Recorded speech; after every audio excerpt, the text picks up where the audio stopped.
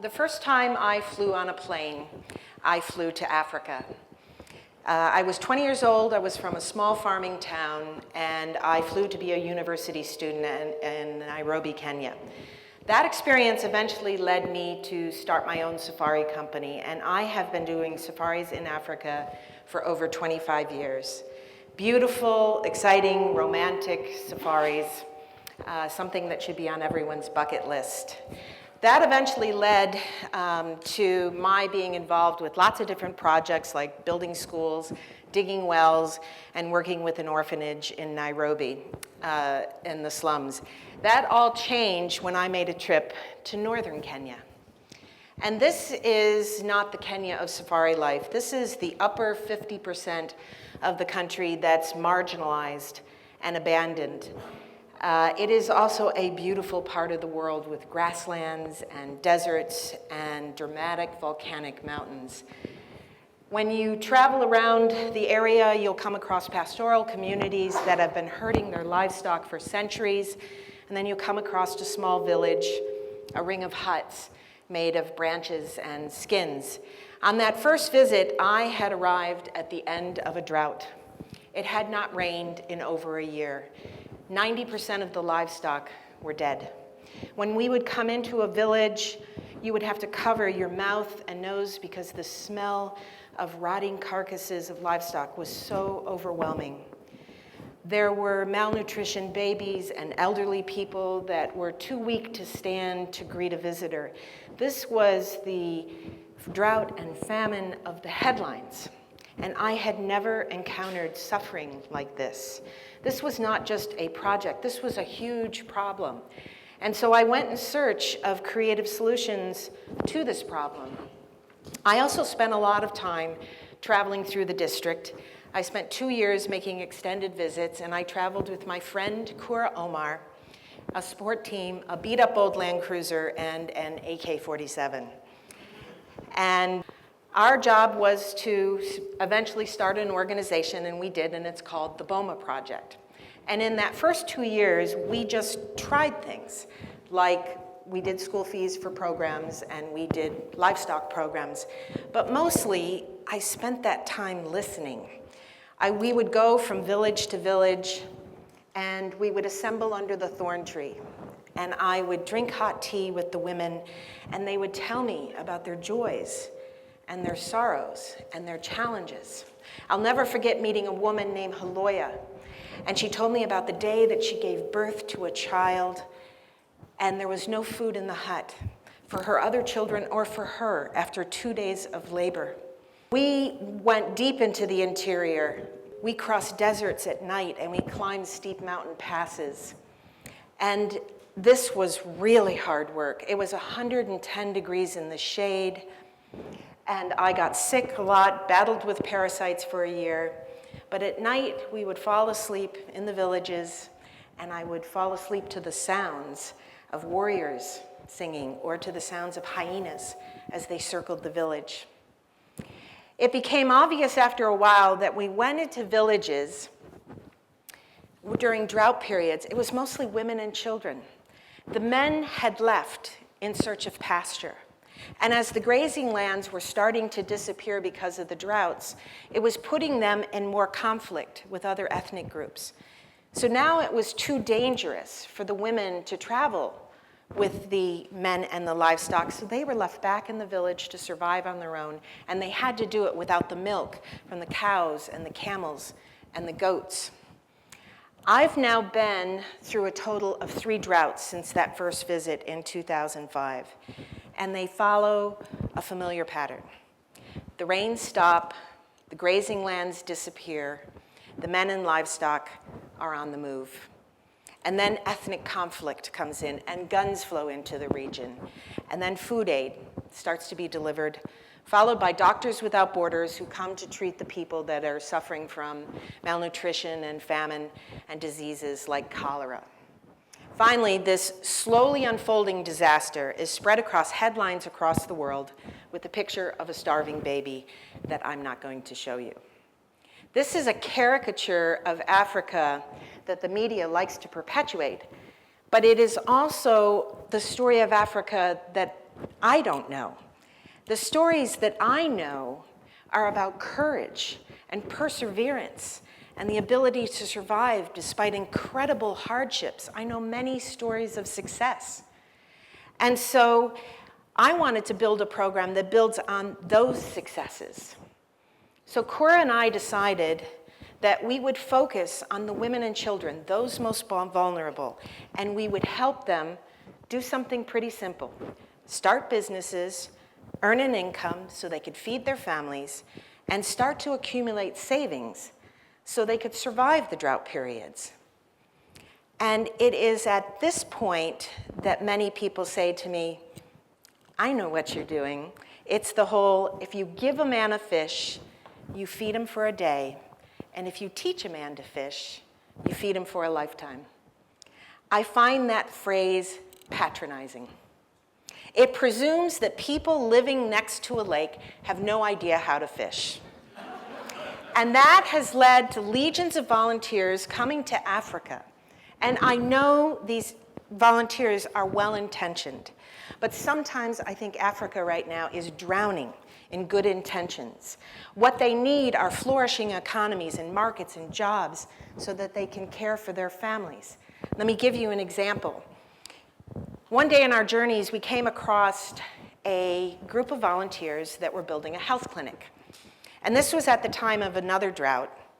So many of the people had given up. They were back in the village, the livestock were all dead, and they were waiting for food aid to arrive.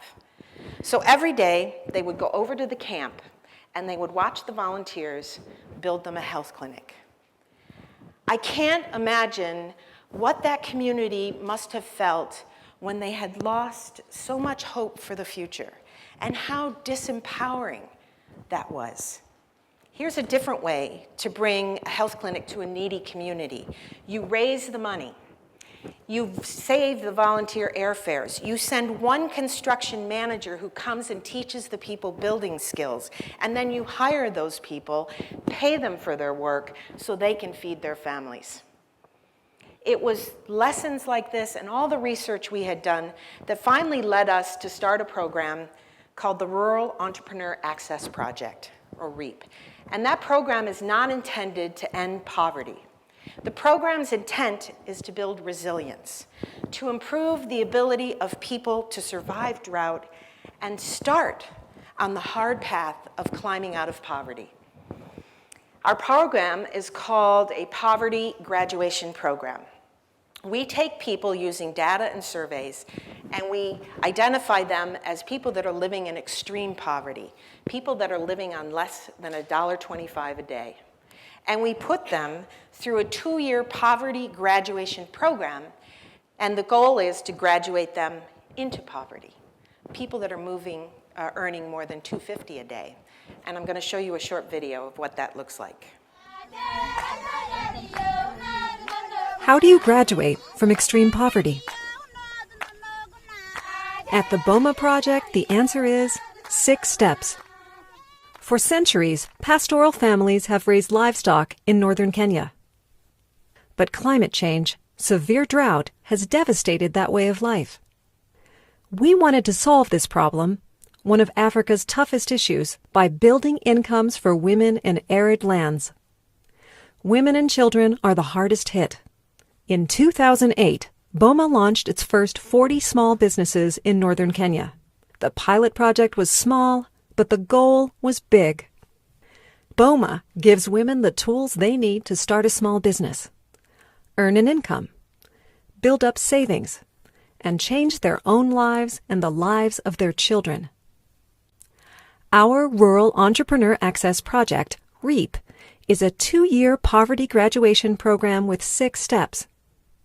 REAP provides 2 years of mentoring by local BOMA village mentors, training in basic business skills, a startup grant of $100 to get the business going, a second grant of $50 to help the business expand, training in basic saving skills, and access to credit through BOMA savings groups. REAP works. After 3 years, 97% of businesses are still operating. In the first 6 months, an average savings group has put away $444 to protect them in times of drought or emergency. 92% of women graduate out of extreme poverty within 1 year. Our impact is exponential. Each BOMA business includes 3 women. Each woman supports an average of 5 children. That's 18 people lifted out of poverty for every business we launch. Our goal is to reach 100,000 women and children over the next 5 years. And to date, June 2013, we've graduated 28,000 women and children. So now there's a lot of questions that many people ask. What kind of businesses? What does it mean to graduate from extreme poverty?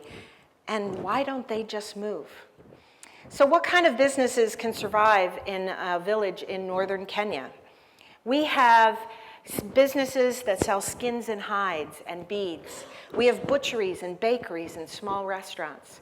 But mostly, we have businesses that are located in the remote villages where there's never been a business before. BOMA women trek to the nearest trading center, and they buy staples like food like maize flour and sugar and tea and washing powder. And they take that back to the village, and they sell it to their neighbors. And because they're the poorest women in the village, their neighbors have a little bit of cash.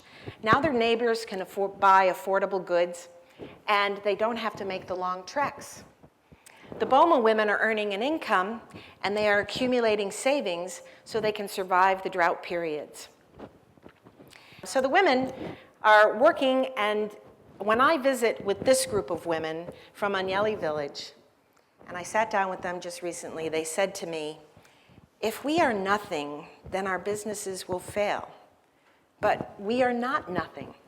These women are incredibly proud of the business they have, and the most important thing is that they now have something to do to change their lives.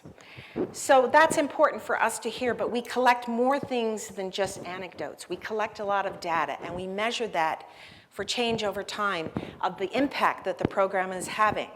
And we use that data to determine whether people have graduated from extreme poverty. We have 10 criteria in 5 areas, and those include that they must be food secure, which means they're feeding their children 2 meals a day.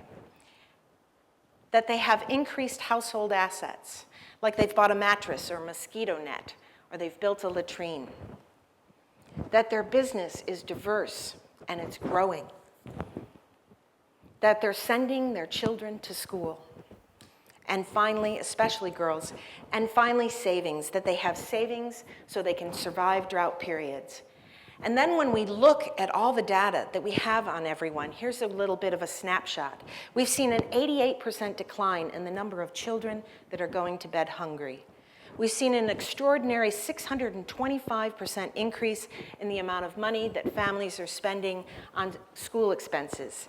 And we've seen a 75% increase in the amount of savings that people have. What does that all add up to?